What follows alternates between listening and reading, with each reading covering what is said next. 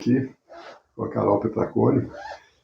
Semana passada a Carol conversou conosco sobre nutrição funcional e comportamental e diversas pessoas que ouviram essa conversa nossa ficaram interessados, né, em conhecer um pouco sobre opções para preservação, tratamento de saúde, que não estritamente o uso dos medicamentos.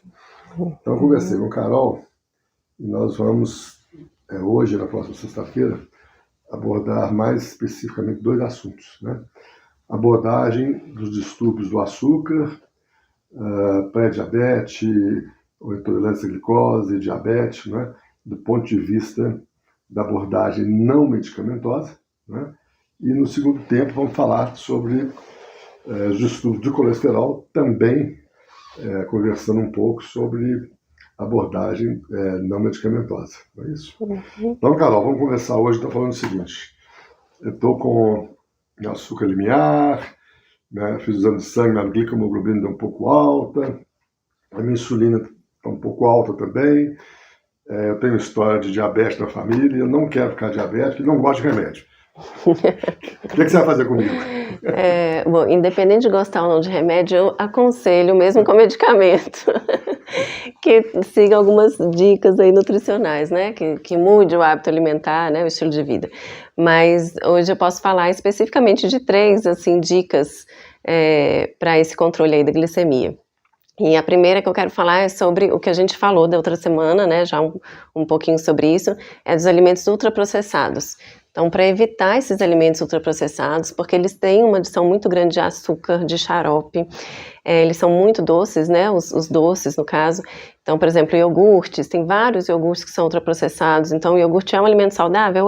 Mas depende de como a indústria faz, né, aquele iogurte. Então, existem iogurtes bons, mas existem muitos que são muito processados, com muito corantes, muito coloridos, com xarope, com açúcar, né, então acaba não sendo legal. Biscoitos também industrializados, que tem muito açúcar, geralmente eles têm muito açúcar.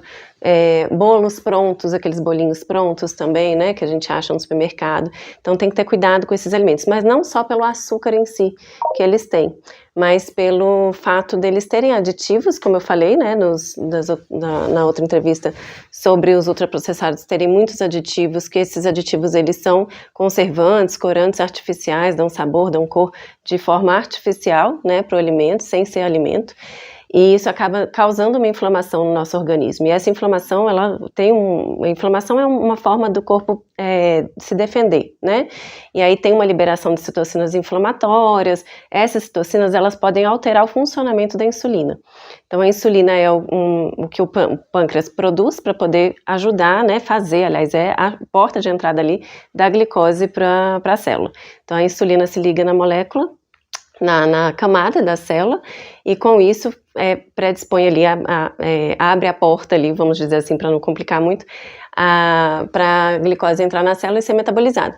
E o que acontece... Só para não me esquecer, você falou sobre iogurte, os produtos de iogurte.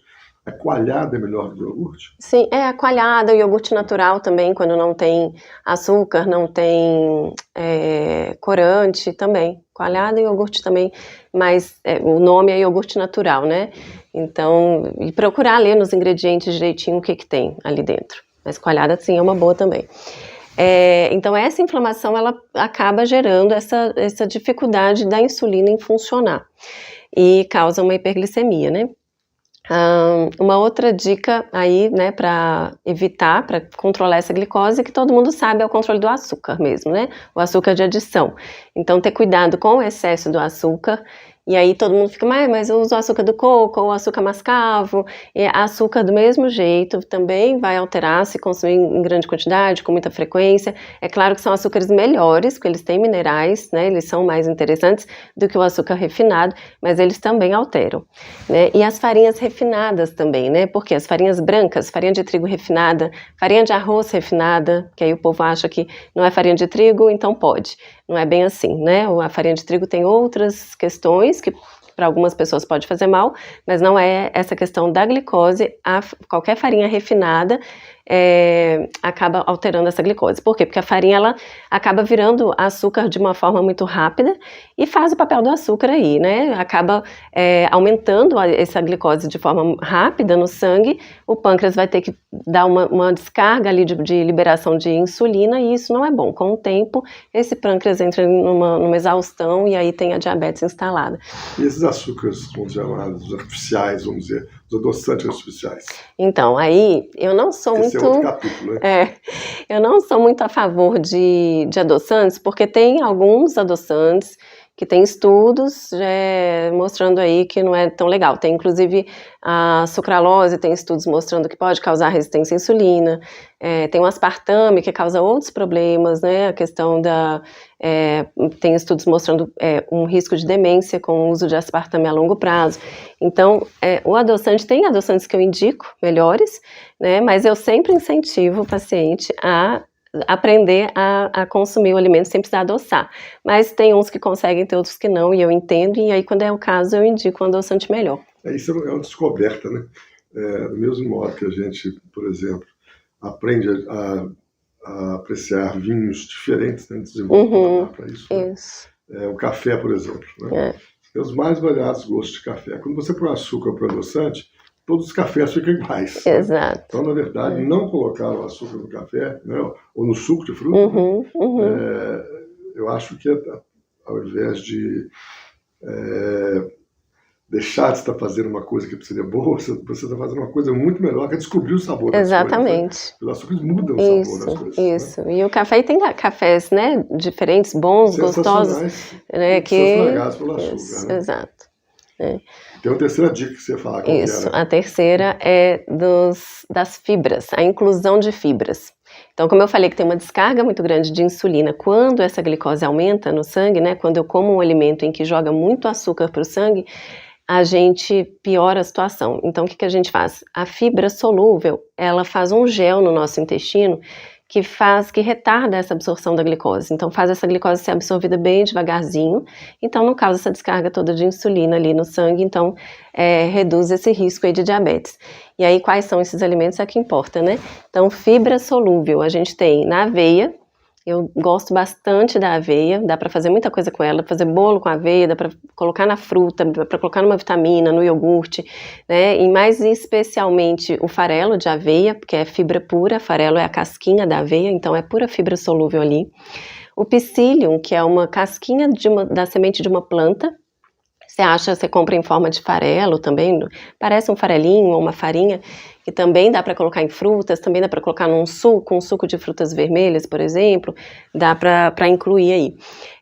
E gosto também da banana verde. Aí todo mundo estranha, né? Mas como que eu vou comer banana verde? Tem várias receitas que dá para fazer, mas a mais prática é você comprar a farinha de banana verde. Ela é saborosa, ela é gostosinha, também dá para colocar nas frutas. Então você pica uma fruta, uma mamão, né? E joga sempre uma sementinha ali.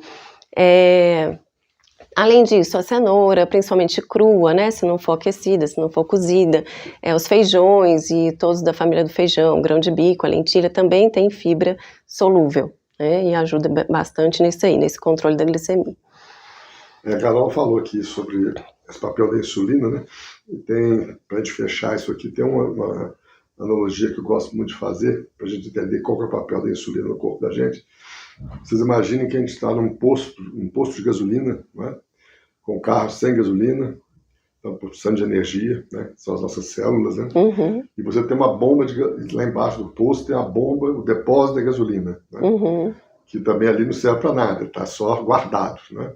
Que é a glicose. Né? E você tem a bomba que faz o transporte daquela gasolina que está inativa dentro do depósito para dentro do carro, né, que é a nossa célula, onde ela vai poder ser útil.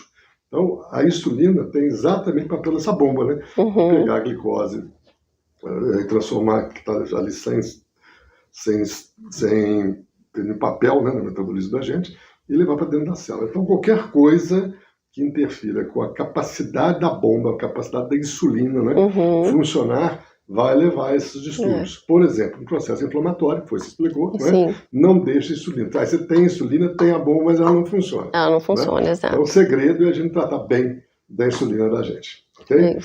Como sempre, né, essas nossas conversas estão gravadas, ou estão no YouTube, né? No YouTube é cardiologista Marcos Andrade, né? E podem usar todos os acessos aqui da clínica, e-mail, WhatsApp, o próprio YouTube, para mandarem perguntas e pedir esclarecimentos. Semana que vem, então, a gente volta aí falando sobre colesterol. Colesterol, isso. Tá bom? Ok. Obrigado, gente. Até semana que vem. Mais uma conversa de consultório. Até.